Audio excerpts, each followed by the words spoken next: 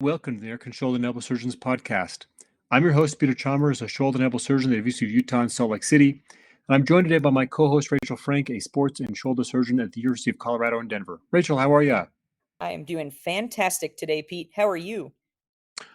I'm doing great. Before we get started, I should mention the views expressed in this podcast do not necessarily reflect the views of the American Shoulder and Elbow Surgeons Society, the University of Utah, the University of Colorado, or the institutions of any of our guests. Today, we have a very special episode for you. We will be covering the recent inaugural ASES Mentor-Mentee Meeting, which has been fondly referred internally as the Triple M meeting. This meeting occurred just this past month and was led by three incredible shoulder surgeons, our guests today, Dr. Melissa Wright, Dr. Shannon Carpenter, and Dr. Daniel Acevedo. Triple M was created by the Early Career Engagement and Mentorship Subcommittee and has really been brought to life by these three outstanding surgeons who really serve as co-chairs. So they've come on as guests, and first we have Dr. Melissa Wright, a shoulder and elbow surgeon at the MedStar Union in Baltimore. Dr. Wright, welcome to the podcast. Thanks for having me. Well, we're really happy to have you on. Next, we have Dr. Shannon Carpenter, a shoulder and elbow surgeon from the Kansas City VA Medical Center.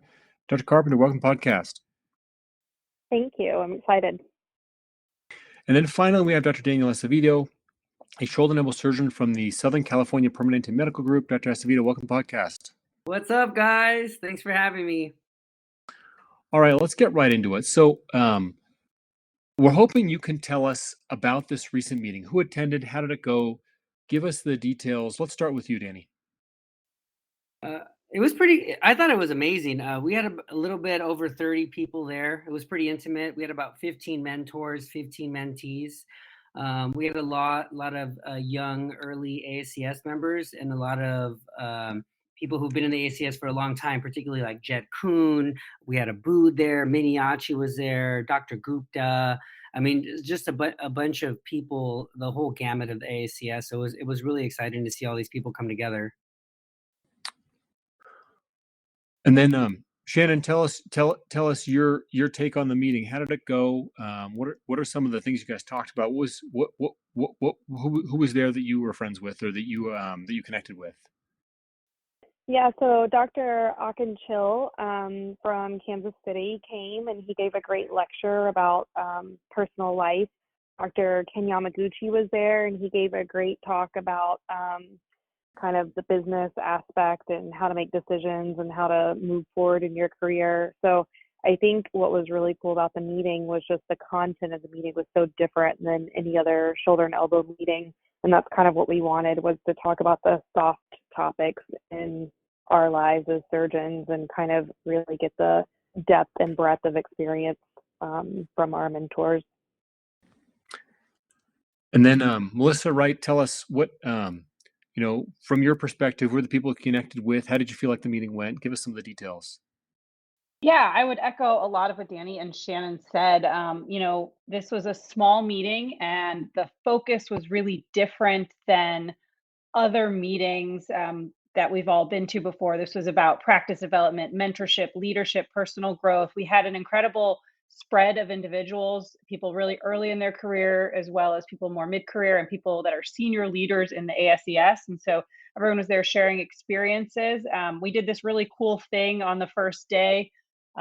We called it speed mentoring, and it basically gave all of the mentors and all of the mentees an opportunity to meet each other, kind of in like a speed dating setup where we were in two lines and we went opposite directions, and you got to spend 2 or 3 minutes talking with kind of each person. And I think that really set the tone for the meeting. And it was really about kind of sharing experiences and learning together kind of about ourselves and who we are as surgeons and people. So would love to hear from each of you guys. What was your favorite part of the meeting? I'm sure there were multiple parts of the meeting that you enjoyed, but if you could pick one thing that was the most memorable, your most favorite, what would it be? Melissa, let's start with you on this one. Not to sound like a broken record, but I think the speed mentoring was just really cool. We did it early in the meeting, just that first morning, and it just gave every mentee an opportunity to sit across from these amazing mentors for 3 minutes and just have them kind of one-on-one. And you might think like, oh, what are you really going to talk about in 3 minutes? But I talked about my career, challenges, new opportunities coming up, goals, things I want to do with just some of the leaders in our field for those few minutes. And it was an awesome opportunity. And Danny, how about you? What'd you think? Most memorable? That was tough. I'd have to say there was like three memorable things for me. It was Joe Abood gave a really good talk, and they're all kind of similar. So Joe Abood gave a talk, Yamaguchi gave a talk, and Sil gave a talk. And for me, I'm 10 years out, mid-career surgeon. I kind of want to know, like, what do I have to look forward to? What are some of the challenges I'm going to face, things that I want to achieve in my career before I retire? And they kind of all touched on that. Boo touched on work-life balance, on how he goes to all these meetings and still manages to be a dad.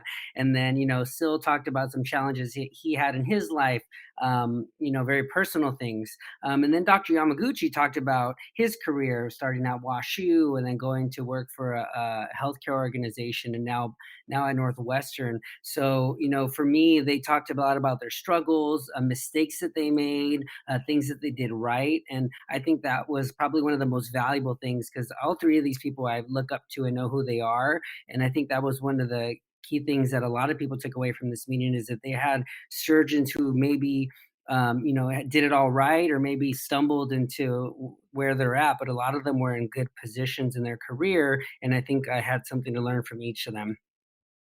Shannon, what about you? What did you think was the best part of this meeting, or your favorite part overall?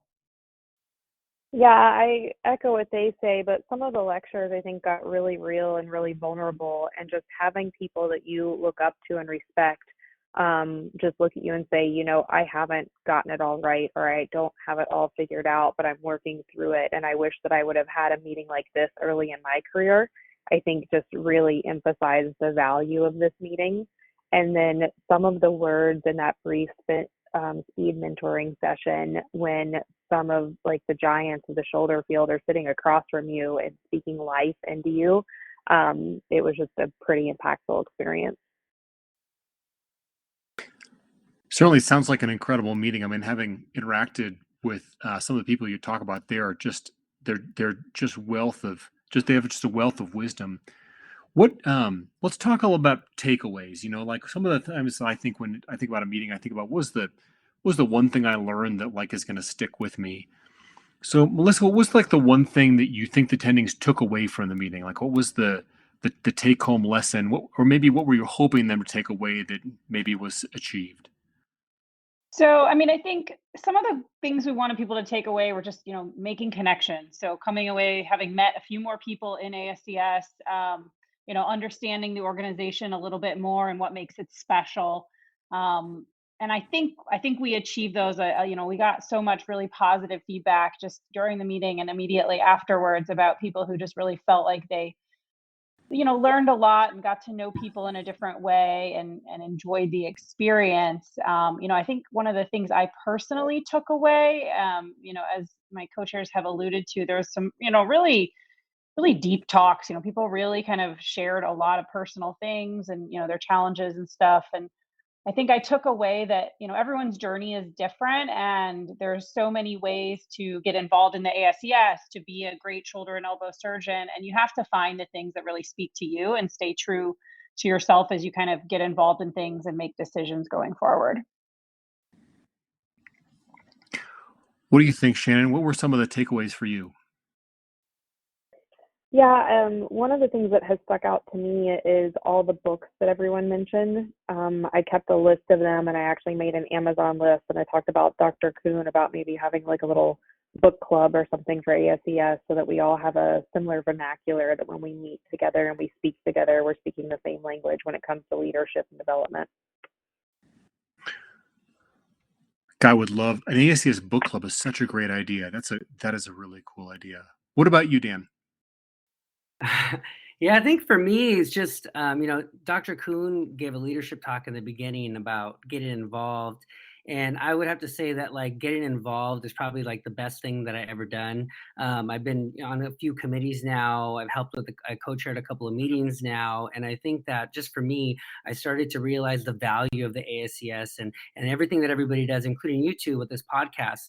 I think the more I put in, the more I take out, and the more I love the organization. And it was really for me, it was fun to try to share that with a lot of the mentees and just to try to show them like, look, this is cool, this is fun, this is valuable to you. Like you have to get involved, you have to keep it going because it does X, Y, and Z for your career, for your mental health, or just your network, right? So I think for me, my take home was just that I'm just really proud to be a part of the organization, and I just want to continue to keep getting involved and hopefully kind of spread that amongst the younger members. Now, as you all know, this meeting was held in Florida at Exactech headquarters, and so there was some industry involvement with this. Tell us what was the role of industry in this meeting, particularly for our listeners who didn't attend but may be attending next year or may have heard about this. What was the role of industry in this specific meeting, and was it good? Was it bad? What did you guys take away from that? Danny, let's go right back to you. What do you think there? I thought it was fun. We try to make it so it wasn't like a huge commercial for the company, and I think they did a good job. And they were kind of working with us to not make it seem like a big commercial, even though we were at their headquarters. But we got to see how implants were made. They talked to us a little bit about working with industry, what they look for in a consultant, etc. So I think there was a lot of things that you wouldn't really learn at a normal meeting that I think a lot of people, if they're interested in getting involved in the industry, they took a lot home from that. Shannon, what are your thoughts? Do you think it left a good flavor, a bad flavor? Was it explained to the attendees the role of industry with ASES in this meeting? I don't know if it was explained as much. Like on our initial introduction emails, we said that it was going to be sponsored by industry, but I think our industry partners were very gracious and generous and did an excellent job supporting the meeting 100%. Like I showed up the day early to get things set up, and they had a whole team of people there setting up the rooms for us. Like they just went out of their way over the top with hospitality. One of the things that I wasn't too excited about before the meeting and turned out to be one of my favorite parts was a bullseye session.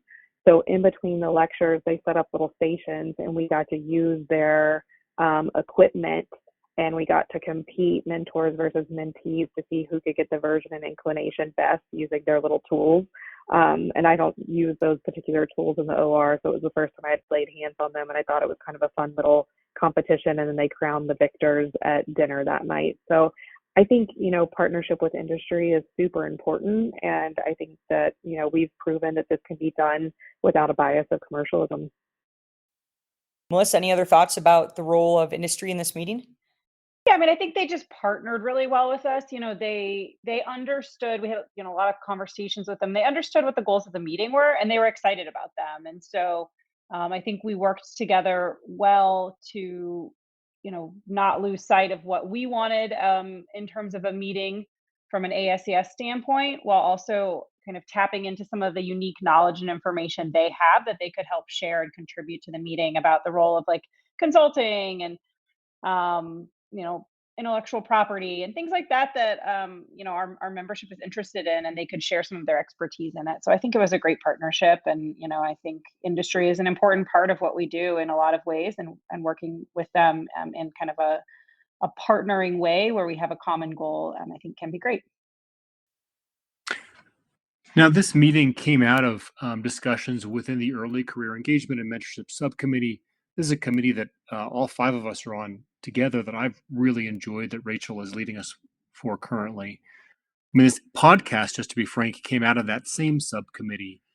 Tell us, I want each of you to talk a little bit about, your experience on the committee, and then hopefully, Danny touched on this a little bit earlier, but how being involved in that committee or maybe other committees in the ASES, like how that's enriched your career, or ways in which you think that that's been helpful or unhelpful to your larger career arc. Maybe we'll start with you, Danny. Yeah, I mean the committees have been great, right? So I knew Ron Navarro, and I knew you and Rachel a little bit, right? But there was a lot of people in the ASCS, and I'd go to meetings. There's so many people, and I kind of hung in my circles, and a lot of people get turned off by that, I think, when they're new, because there's a lot of big shoulder surgeons in this, and they're a little intimidated by that. And I think that being in the committees kind of gets you into the sticks, right? Like I started to meet a lot of other members in ASCS I didn't know. and then I interact with them on virtual meetings here and there. At first, it's a little awkward, but you kind of get used to it. And then you're talking, and everyone's sharing ideas, and you're having fun. It's kind of like a virtual hangout. And then you know, after meeting everybody online is always weird, right? Then you go to the meeting and then you meet them and you talk more. And I think just it helps you cultivate the relationships a little bit better when you're getting involved. I mean, if you're going to be a part of the ASES, the best thing is to do is to get involved. You don't want to just come and coast. Like, what's the point, right? What's the point of joining a large society like this? You have to kind of get involved. And there's so many committees to be on. I think you can find. I think I'm on the diversity committee. I'm on this committee. And that's kind of it for me right now. But there's a few other committees I'm interested in, and there's so many opportunities to get involved. And I would encourage anybody who wants to be in this society to get involved. I mean, that's really the best way to meet people and to kind of get some of that the connections that you're going to get by meeting these people. What about you, Melissa? What can you tell us about your experience on the subcommittee, the early career engagement and mentorship subcommittee? It's been great. I would echo, I think what Danny said earlier, that the more he has put into ASES, the more he's gotten out of it. And I think that I would completely agree with that. And so I've had the chance to be on a couple different committees, and I am really in my career. I'm very interested in mentorship. And so one of my mentors was on this committee previously and kind of got me hooked into it, kind of with the idea of getting involved in the planning of this meeting, because it was something I was very excited about when we had talked about it. And so I think there's just so much potential for this committee in particular, the early career mentorship committee or subcommittee, that it's just a question of what's going to happen next. I mean, like you guys said, this podcast came out of that. We have this meeting out of it. Shannon was talking about a book club. Like this is where our young members are excited about participating, excited about making connections, getting to know people, and just continuing to make this society better and better. So I think more to come from this committee for sure. What else can you add for us, Shannon? I think, like Danny was saying, getting involved, with the committees that are really interesting for you. And I think, a lot of people, when you hear committees, you're like, oh, that's another obligation, right? But truth be told, these committees are very well organized. All the meetings I go to are very succinct. We actually get things done. And I appreciate that. As someone who volunteers and does different things, I appreciate that ASES actually, I feel, gets things done. We don't waste a lot of time on meetings. Additionally, I think it really makes the world a lot smaller. When you're on these small committee meetings with the president of the society or past presidents, you really get to know these people, like Danny was saying, and it just makes a world of difference. Speaking of volunteering time, it does seem in 2023 that so many people are meetinged out. They're going to this course as an attendee, that course as a faculty. They have their own clinical and teaching and research and team coverage obligations, family obligations, of course. And so sometimes thinking about committing time, whether it's a day and a half, 2 days plus or minus travel to get to a meeting like this, where it's kind of the soft subjects, the touchy-feely subjects, so to speak, it might not be as obvious or attractive to people to want to come to this. But clearly the vibe was so incredible, and these topics are so relevant to everything we do that this really does seem like a can't miss meeting. How would you guys kind of tell people who haven't been to this who are thinking, oh my gosh, I can't go to yet another meeting, especially if I have to volunteer my time, etc. What would you say to them in terms of encouraging them to come to this meeting in terms of the overall take homes? Melissa, let's start with you. I mean, I think this meeting is very different than other meetings. And so, you can go to a lot of different meetings. It's great. There's a lot of opportunities, but you can go to a lot of different meetings and, hear different talks about techniques and things like that. I don't think you can go to a lot of meetings and have some of the talks and kind of small group sessions and speed mentoring that we had here. And I think these topics are topics that most people, if they sit down for a few minutes and think about, that do matter to them. And I guess if it's something that really isn't on your mind, mentorship, leadership, kind of that sort of thing, then maybe it's not the meeting for you. But I think these are topics that a lot of people are caring more and more about: their work-life balance, their personal and career development, and how to blend that all together. And we just don't get that in a lot of other places. And so this is a great opportunity to be able to come together and learn about something we don't normally get to learn about and talk about. Shannon, what are your thoughts? I feel like it's such an accelerator or incubator of ideas that by taking this 2 or 3 days out of your schedule, whether you're a junior faculty and you're like, I can't afford to take that time off from my OR schedule, or you're a senior attendee and you're like, I already feel like I give too much of myself.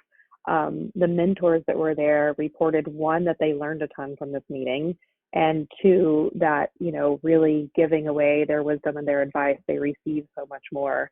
And then the younger attendees, like the things that they learned about life efficiency, OR efficiency, how to structure their life and set things up, how to think about things, just some of the really big concepts, I think in the long run are going to save them, God only knows how much time, effort, and energy, right? Banging their head up against the wall. So I think it's definitely valuable.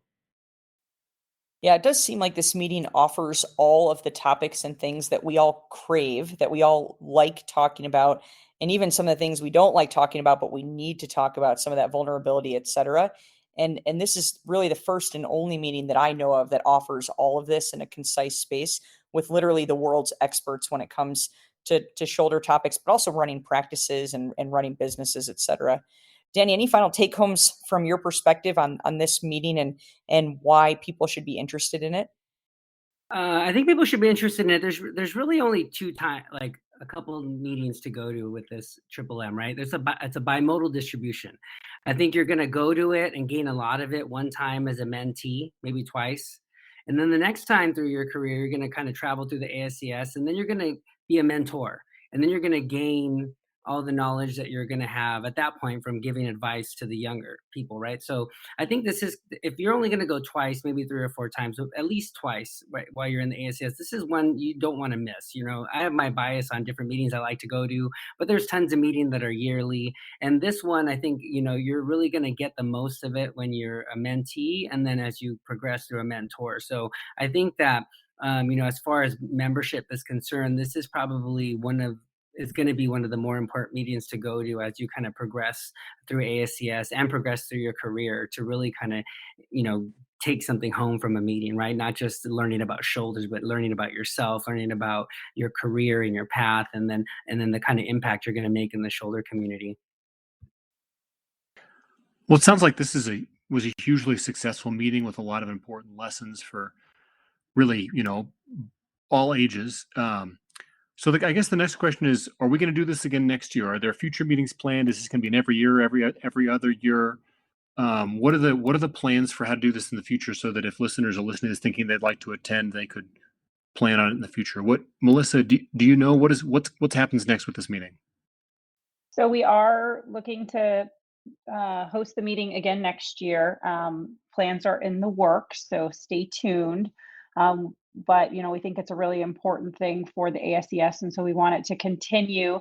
It is sort of tied to the mentorship program, and so the mentorship program is part of the offerings of the early career engagement committee, and we would encourage everybody to sign up for that, either as a mentor or as a mentee, whatever, wherever you fit in, because really the goal of the meeting, we want to keep it small and we want to keep it focused on that mentor-mentee program. And so, if we will cap it at some point. And so we are planning to continue to do it and join the mentorship program, get involved in that way, and then capstone your year of mentorship or menteeship with the meeting. Anything else you can add to us for future plans, Danny? No, I think she pretty much summed it up. I'm not into spoiler alerts, but I think it's probably going to be a yearly thing, and I think it's going to continue to get better and better. Shannon, can you give us any other spoilers since Danny's not willing to? I just want to reinforce what Melissa said, that, we don't want people to view this meeting in isolation. Our goal of this really is the cherry on top of the Mentor-Mentee program. And so to promote that program and to get people involved and interested in it, that is where we plan on taking future enrollees for the meeting is from the Mentor-Mentee program first and foremost. And, that program has a lot of meat to it in of itself. So when that invitation comes out, I think in the next month, just really pay attention, sign up to be either a mentor or a mentee. And then we hope to see you at next year's meeting. Well, all the listeners, you heard it here. The meeting is fantastic. There's nothing like it. And you guys should be going if you're not already going. So we want to thank our 3 co-chairs and podcast guests tonight for joining us. We appreciate you spending the time with us for this ASES podcast.